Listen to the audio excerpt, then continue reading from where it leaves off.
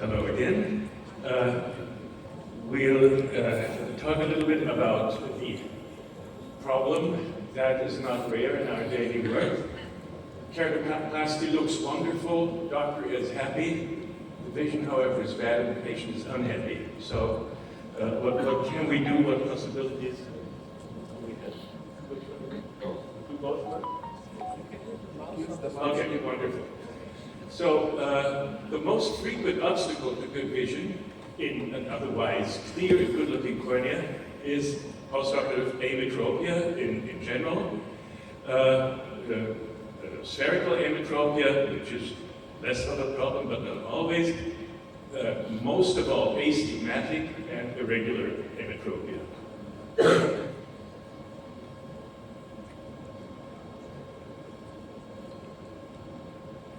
Sorry.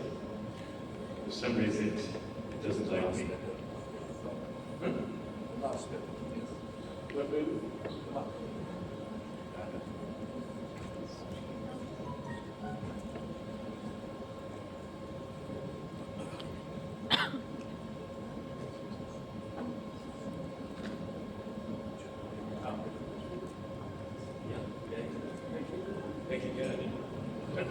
Okay. So, possible solutions are, at first, of course, spectacles and contact lenses, and then surgical solutions. But the surgical solutions, basically refractive surgery in a larger sense, it is an ideal situation because it is not, the matter is not, as much as it is nice to have perfect exactness of the correction, but it is not mandatory, but success is already there when achieving practical, functional usability of eye and tolerable correctability, optical correctability.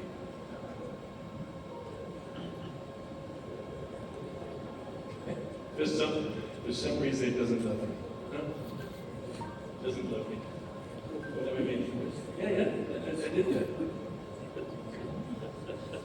It likes you more. It only understands Egyptian.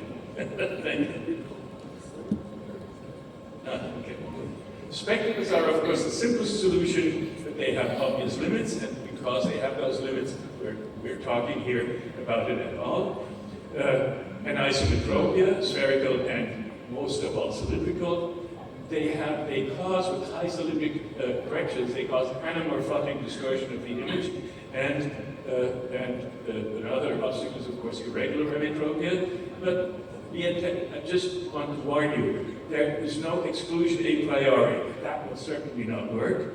Trying beats prejudice, and you will always, in one or another case, find a surprising solution, and trying it out is extra chance without extra risk.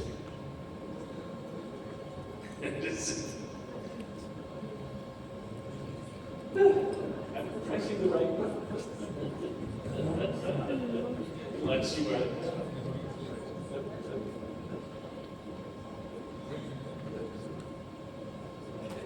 Sorry. I'm too dumb to press a button.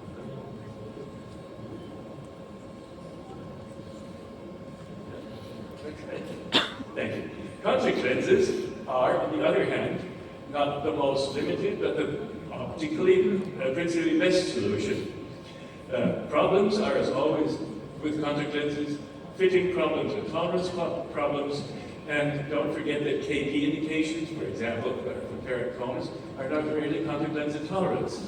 And the possible stimulation of vascularization by contact lenses is particularly unwelcome after keratoplasty. But again, no exclusion a priori. Trying beats prejudice, and especially nowadays with the modern solutions of synergized silicone and PMMA lens, and especially the mini-scleral lenses have given us the opportunity to correct many more people tolerable with contact lenses than used to be able before. If both don't work, we have surgical options. Corneal ones, wound revision, astigmatic keratotomy, and ablative surgery, and lens solutions, aphakic correction, phakic lenses, and add-on IOLs, both in toric versions. And finally, the escape solution for everything, repeat keratoplasty when nothing else works, and when the endothelium is pre-decompensated anyway. Okay. Wound revision is my first solution. Always consider it when there are asymmetric solutions, especially with a flat band in topography, which may indicate subclinical dehiscence. Its disadvantage is obviously a long healing course, and that after the keratoplasty took a long time already.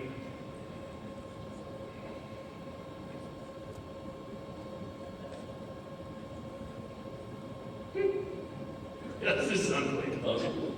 Wait. Yeah. This is an example. Here we have a classic flat band. After opening the subclinical dehiscent thing, it's even more pronounced. This is after.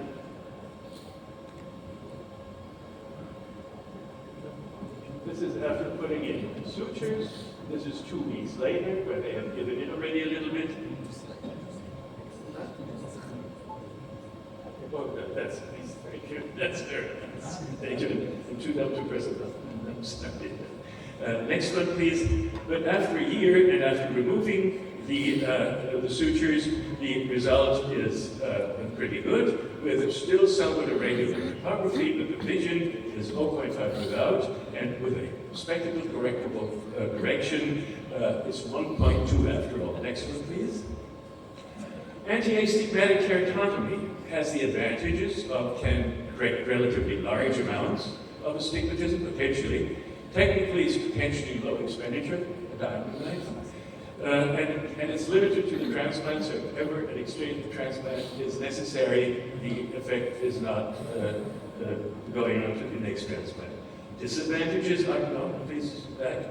Disadvantages are, back, please. Okay, okay. Disadvantages are, the higher the astigmatism, the less predictable it is, and the higher the astigmatism, the more we have the risk of gaping incisions and even overcorrection, long-term instability, and irregular topography resulting especially with larger incisions, especially in the form of a keratopyramis construction. And it corrects it to the spherical equivalent, which may induce further spherical hematropia. So our current preference with astigmatic keratotomy is for the indication to just do it to an extent that lowers the astigmatism into a range where further correction is then possible more precisely with other means, spectacles, or other ablative means, or, for example, phakic lenses. We prefer to do it with a femtosecond laser, preferably under lamellar keratotomy if possible, so you can have a flap.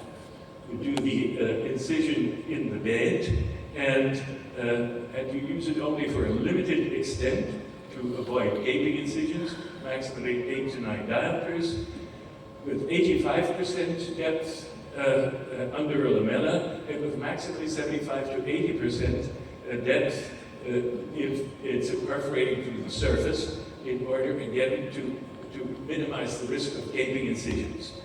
Nomograms for keratoplasties are quote-unquote under development, and they will probably stay so forever.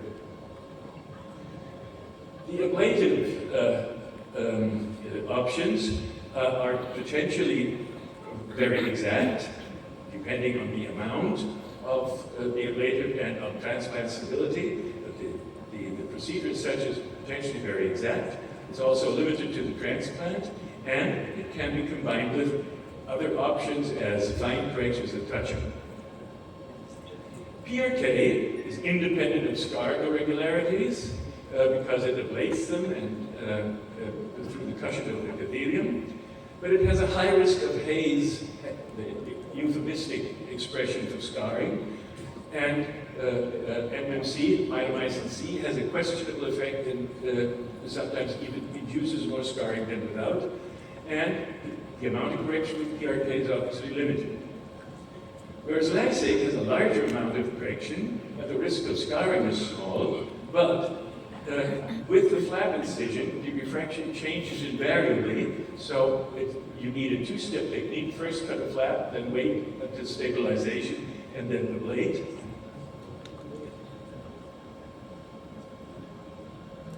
Thank you. Oh. And then ablate. Thank you. And the potential, like always, for flap-associated complications. Here we have an example. I think it speaks for itself. The very high cylinder, and after this is stable after 2 months. So this is immediately after ablation. 70. This is preoperatively. This is immediately after ablation, and this is a year after ablation. And if you look, this has a cylinder of H5. Here, the sphere and the cylinder have changed considerably. So we waited. The vision is already better. And after a year, we have a corrected and easily spectral correctable vision of 0.8. Then finally, laser after PKP. We have needs careful evaluation of the indication, wait for stable refraction for at least 4 to 6 months within the range of the method, and look for a regular solid interface with no internal gaping. The interface, the scar, really has to be very good.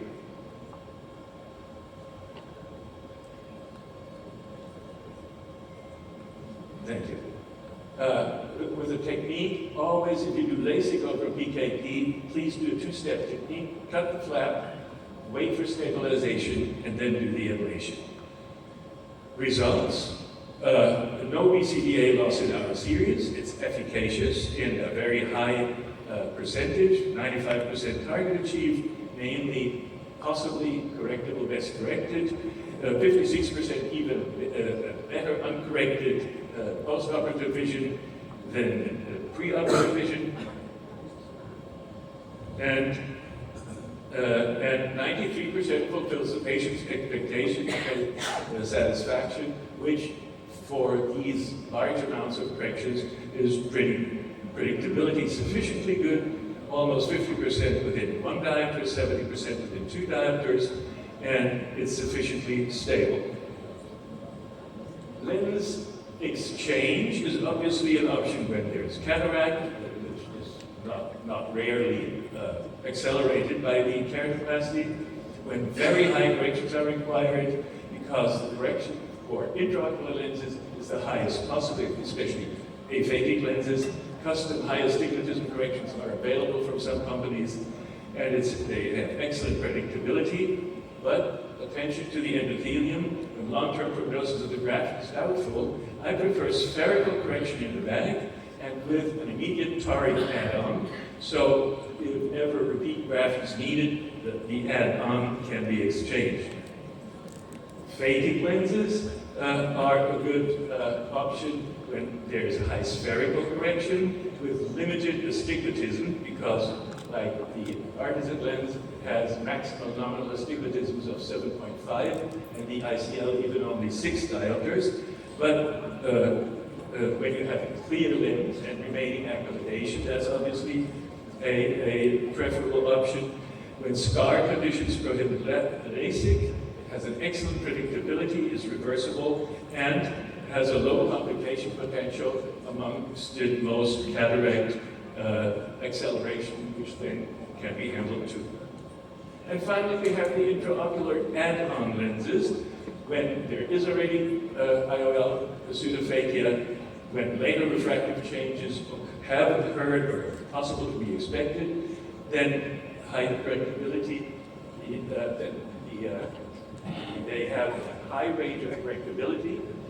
Also with these lenses, with the different models, astigmatic corrections up to 10 diopters, and custom-made even up to 30 diopters for certain models are possible. And it's reversible in case of a graft exchange. And finally, repeat keratoplasty is to be considered with high ametropia, high combined ametropia when there's irregularity, which is often the case with small diameters and very old keratoplasties when very small diameters used to be preferred, with suboptimal transparency and bad endothelium or bad endothelial prognosis. In those cases, I always say, don't do useless saving attempts for a cornea that even if you correct it refractively, it will be substandard. In Germany, we say better an end with horror than horror without end. And the prognosis of repeat keratoplasties is usually good. So to conclude,